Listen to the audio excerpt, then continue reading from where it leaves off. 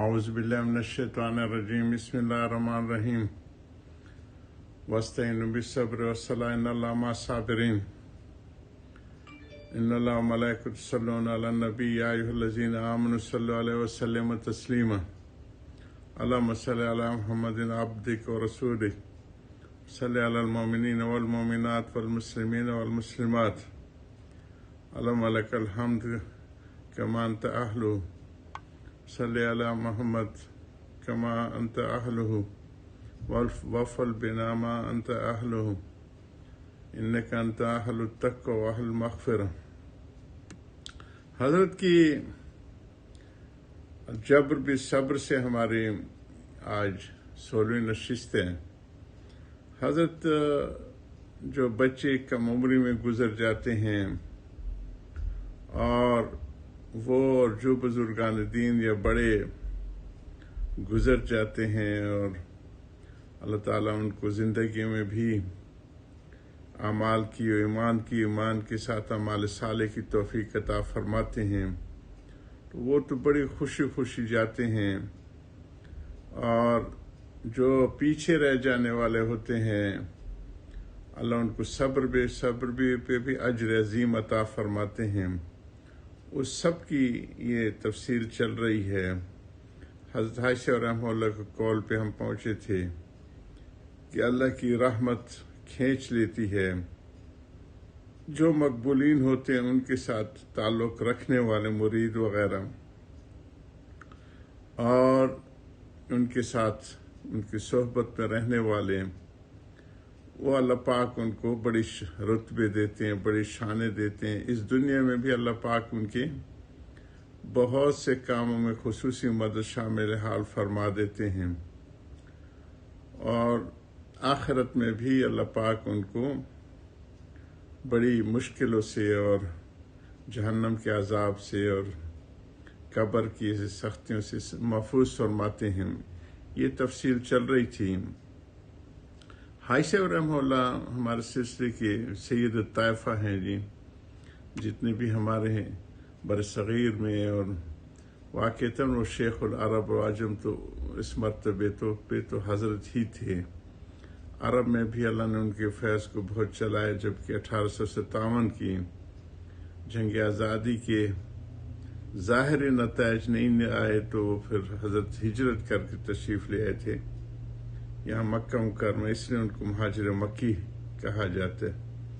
یہاں بھی ان کا فیض خوب چلا۔ پھر یہاں سے ہمارے جو ہے ان کی جو جماعت تھی 80,000 تقریباً یا 40,000 ان کی جید ساتھیوں کو اور بڑے عالم فاضل اور تقوی دار لوگوں کو شہید کر دیا تھا ہند میں۔ انگریز لکھتے ہیں کہ شاملی کے محاذ سے لے کے دلی تک کوئی درخت ایسا نہیں چھوڑا جس میں ہم نے کسی مسلح کو نہ لٹکایا ہو، مسلمان کو۔ تو بہت زیادہ قتل عام کیا انگریز، اور یہ جو عالمی قوتیں آج تک ہیں قابض ہیں، یہ بڑے ظالم رہے مسلمانوں کے اوپر۔ ہر جگہ فرانس کا دیکھیں، الجزائر کا دیکھیں کہ لاکھوں انسانوں کو تحقیق کیا، اور بھیانک بربریت کی داستانیں ہیں۔ اسی طرح لیبیا میں دیکھیں، یہ ہند میں دیکھیں، یہ ساری چیزیں تھیں۔ تو حضرت چونکہ کامل مکمل شریعت کے متبعین تھے، وہ تعلیم اور احکام کو بھی پوری طرح اسی نہج پہ کہ جو حضور صلی اللہ علیہ وسلم چھوڑ کے گئے تھے اس کی نشر و اشاعت اور اس کی اوپر عمل کی پریکٹس کرنا، اور اسی طرح باطن کی جو چیزیں تھیں اس اخلاقیات کی، وہ سارے ہی حضرات احسن طریقے پہ سر انجام دیتے رہے، اور ان کی صحبت یافتہ پھر اس کو چلاتے رہے، اور قیامت تک یہ سلسلہ جائے گا۔ جب اللہ والے نہیں رہیں گے تو پھر قیامت آئے گی۔ ہمارے حضرت فرمایا کرتے تھے کہ ایک اللہ والے کی برکت سے یہ ساری کائنات قائم رہی۔ حدیث میں آتا ہے کہ جب ایک بھی اللہ اللہ کہنے والا ہوگا تو قیامت قائم نہیں ہوگی۔ یہ سارا زمین آسمان کا نظام اور ساری مخلوقات کو جو کائنات میں ہیں وہ اس ایک اللہ کے کہنے سے اللہ سبحانہ تعالیٰ برقرار رکھے گا. تو اخلاقیات کی درستگی کا بھی جو فریضہ جو فرائض نبوت میں سے وہ یزکیہم یا صفت احسان کہیں وہ بھی پوری طرح انجام دیتے رہے اور صحبتوں کا اہتمام کرتے رہے. عوامت الناس اور خواص کو ان کے حساب سے فیضیاب فرماتے رہے. تو اس کے واقعات چل رہے ہیں حضرت کی کہ حضرت بہت زیادہ قرید نہیں کرتے تھے، آنے والے کو فوراً ہاتھ تھام لیتے تھے. پھر حضرت کی ملومت ان حضرات میں تو الحمدللہ یہ حضرت عائشہ رحمہ اللہ کی ملتزم شریف پہ اور کعبہ میں دعاؤں کا نتیجہ تھا کہ باقی جو حضرات رہ گئے تھے انہوں نے پھر اس تحریک کو تعلیم الاحکام کے لیے مدارس کا قیام کیا، جامعات کو شکل دی. تہذیب الاخلاق کے لیے الحمدللہ یہ حضرت مواعظ اور ملفوظات اور ان کی کتابیں تقریباً 1500 تک پہنچ جاتی ہیں. اس کو محفوظ کرنے کے لیے اور صحبتوں کے اہتمام یہ کرتے رہے اور تنظیم الاعمال میں بھی انہوں نے کمی نہیں کی.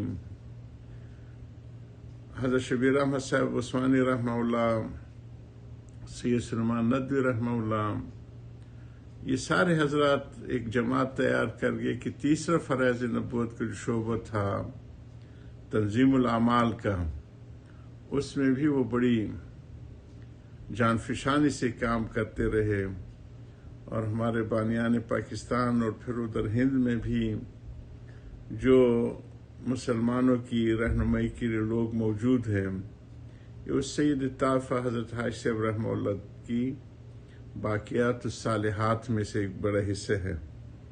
تو حضرت فرما رہے تھے کہ اگر مرید زور ہوگا تو شیخ کو کھینچ لے گا اور شیخ زور ہوگا تو مریدوں کو کھینچ لے گا.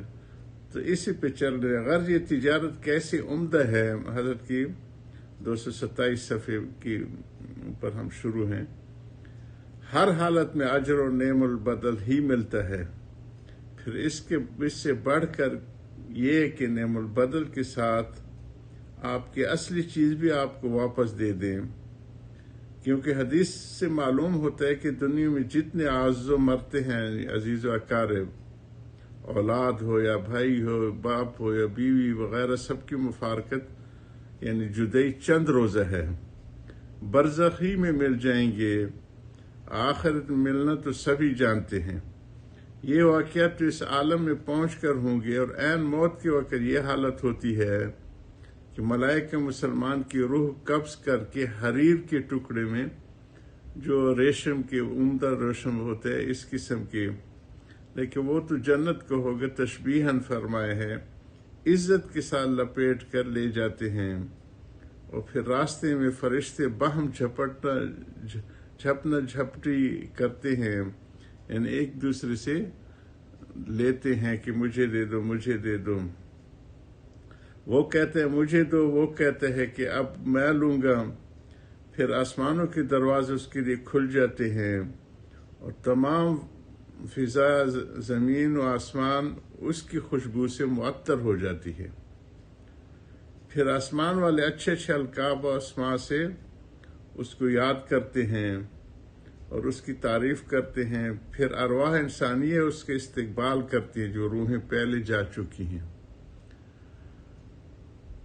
اور بہت عزت کے ساتھ اس کو عالم ارواح میں لے جاتی ہے اور اس سے باتیں کرتی ہے جیسے مہمان سے میزبان باتیں کیا کرتا ہے، اور ضروری باتیں کر کے زائد سوالات بھی کرتی ہیں کہ فلاں شخص کیسا ہے، فلاں کیسا ہے، جن میں سے بعض کی نسبت یہ نووارد کہتا ہے کہ وہ تو مجھ سے پہلے مر چکا ہے، کیا وہ یہاں نہیں آیا؟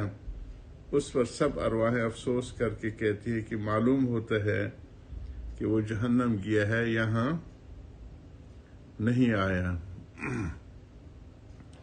حضرت کی ان باتوں کو جاری رکھیں گے. وآخر دعوانا الحمدللہ رب العالمین. یا رب صلی وسلم دائما.